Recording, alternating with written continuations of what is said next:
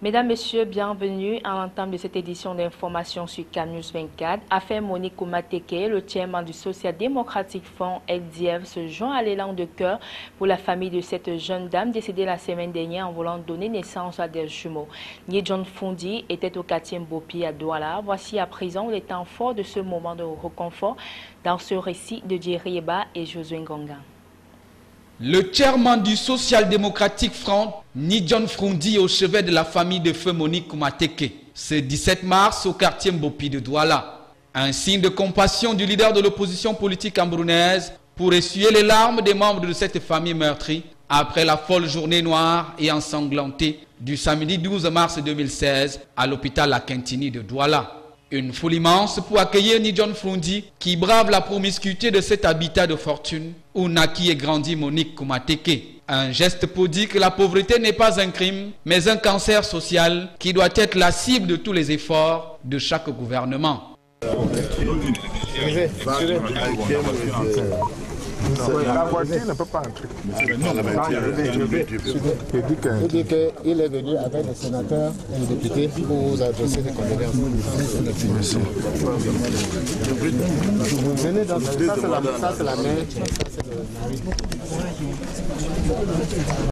Après un bref entretien avec les parents de la victime, le chairman du Social Democratic Front est allé découvrir cette cabane de fortune qui a vu grandir Monique Koumateke pour y laisser quelques présents. Vu la bousculade intempestive dans ce lieu, nous vous proposons quelques réactions en caméra amateur de la mère de Monique Koumateke et d'une autre parenté. Qui vient nous souhaiter les condoléances.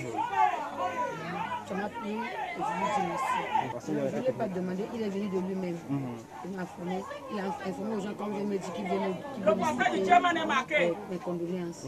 Mais dire que j'ai demandé, que j'ai envoyé les nouvelles, qu'on a lui dit non. Je ne l'ai pas fait. L'arrivée de chairman ici dans notre quartier en Mbopi, nous avons fait d'abord apprécier le cœur de la famille endeuillée.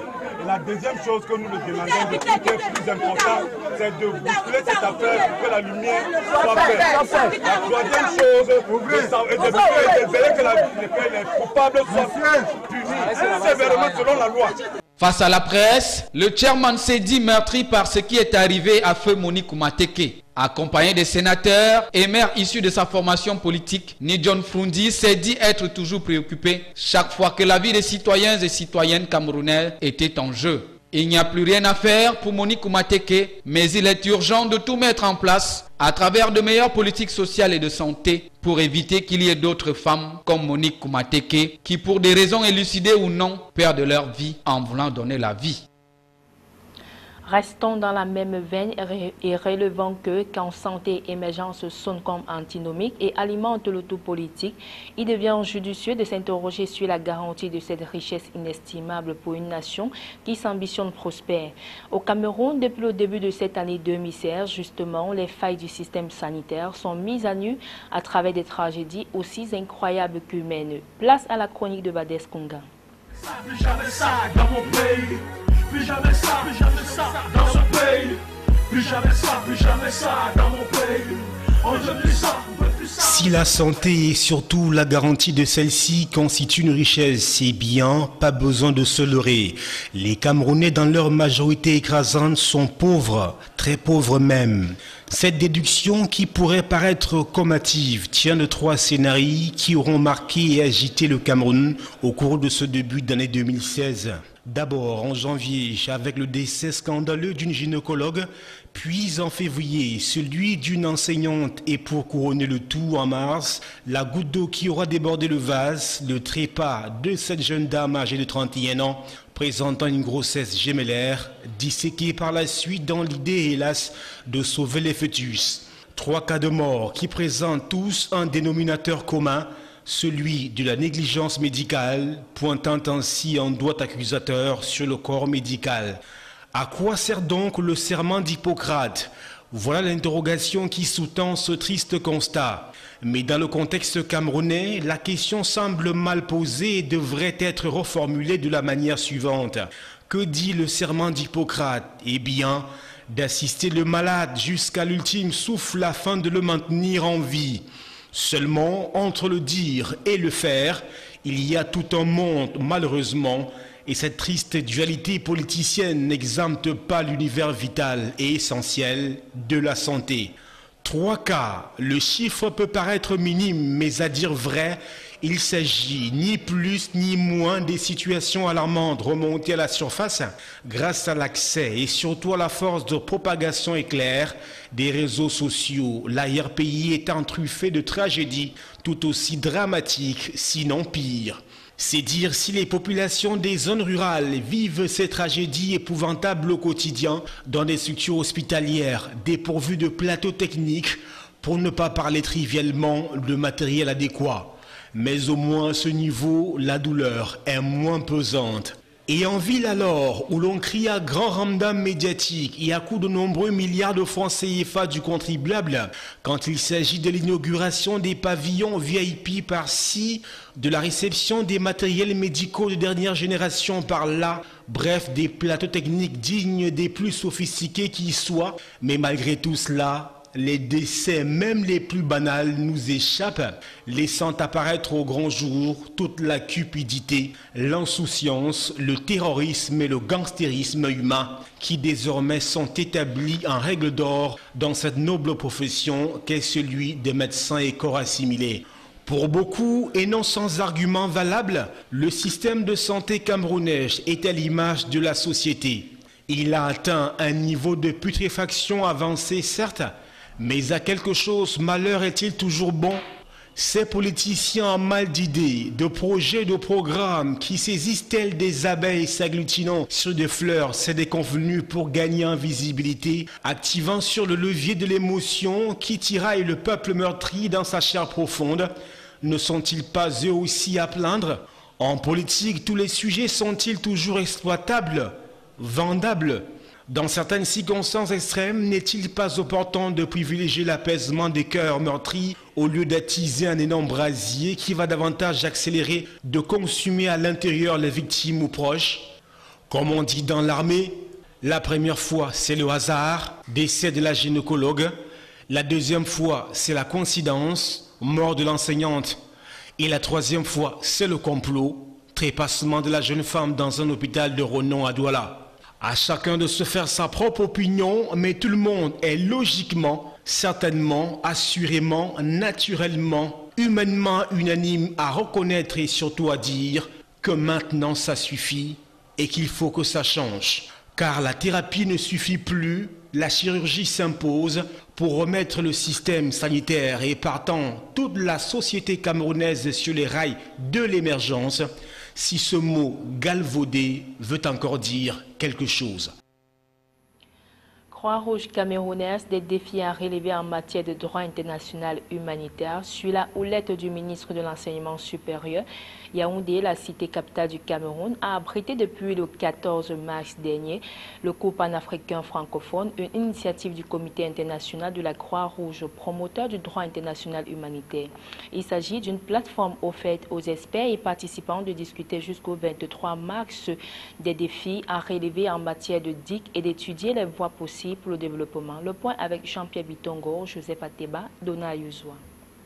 À travers l'organisation de cette activité interactive, le CID, qui encourage les États à ratifier les traités internationaux relatifs au droit international humanitaire et à les mettre en œuvre, suscite des réflexions sur le développement du droit international humanitaire et ses défis actuels dans un contexte où des conflits armés touchent sévèrement les populations civiles et au cours desquels des violations du droit international humanitaire sont commises autant par les États que par les groupes armés. Jusqu'au 23 mars prochain, les experts et enseignants venus de toute l'Afrique francophone vont partager leurs savoirs et leurs expériences. Parmi les thèmes qui seront abordés durant ce cours figurent la protection des soins de santé, la protection des personnes privées de liberté suite à un conflit armé non international, la lutte contre le terrorisme et les nouvelles technologies de l'armement.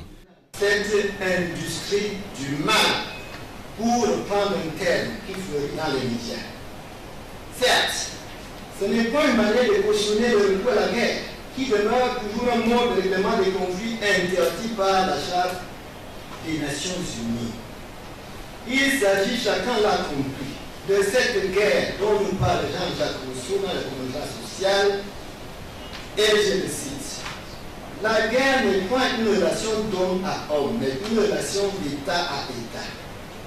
dans laquelle les particuliers ne sont ennemis qu'accidentellement, non point comme hommes, ni même comme citoyens, mais comme soldats, non point comme membres de la patrie, mais comme ses déficitaires.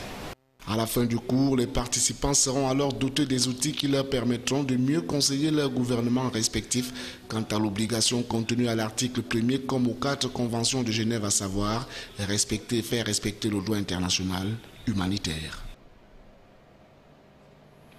Autre chose à présent, économie, en marge de la visite d'État qu'effectue le président italien Sergio Mattarella en terre camerounaise, un forum économique a réuni à Yaoundé une délégation d'hommes d'affaires italiens et plusieurs membres du gouvernement camerounais, avec à la clé la signature d'une convention de construction de 10 000 logements sociaux à Yaoundé. Plus de précisions avec Salomon Foye, Marcel Vondaben et Eric Ticheux.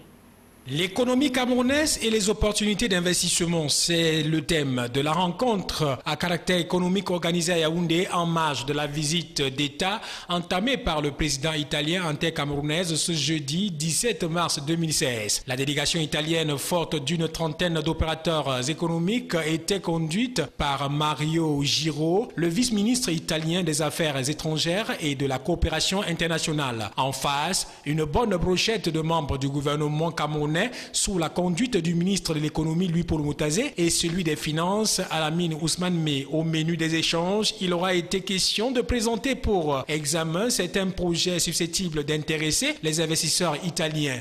Il s'agit entre autres des projets de construction des infrastructures ayant trait avec l'organisation de la Cannes de 2019, le développement urbain avec un point de mire sur les logements sociaux et la modernisation de l'agriculture. Joignant l'acte à la parole, une convention de construction de 10 000 logements sociaux dans la ville de Yaoundé et ses environs a été signée entre le Cameroun et le groupement Pizzarotti International pour un coût global de 359 milliards de francs CFA. Pour davantage attirer les investisseurs italiens au Cameroun, le gouvernement a procédé à une présentation succincte de l'environnement des affaires dans notre pays. Il aura été question de présenter aux investisseurs italiens les très nombreuses opportunités d'affaires qui existent au Cameroun.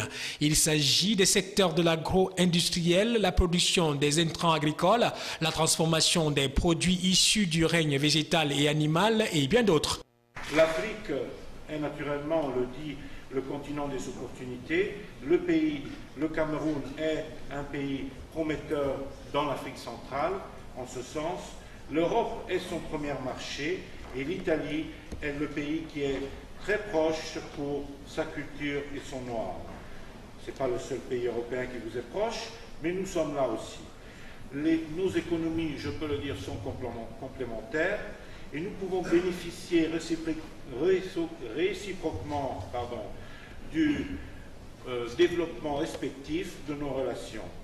Pour ce qui est des opportunités de marché, le Cameroun fait valoir sa position géostratégique aux investisseurs italiens en leur garantissant une ouverture au marché sous-régional CEMAC et Nigeria, fort de 300 millions de consommateurs. Pour mieux vendre la destination Cameroun, le gouvernement présente un tableau qui affiche un taux de croissance de 6%, une inflation en dessous de 3% et un taux d'endettement soutenable situé à 21,8% du produit intérieur brut. La partie italienne, visiblement appâtée, se dit déterminée à bâtir avec le Cameroun un partenariat gagnant-gagnant qui s'inscrit dans la durée. Chambre de commerce de l'industrie des mines et de l'artisanat du Cameroun, Christophe Eken, le président sortant, a été reconduit à la tête de cette chambre consulaire par un décret présidentiel signé le 16 mars 2016 pour un nouveau mandat de 4 ans. C'est le dénouement des élections organisées le 4 février 2016 dans les différentes sections de la Chambre de commerce de l'industrie des mines et de l'artisanat du Cameroun à travers le pays. Une fois de plus, Eric Ticheux.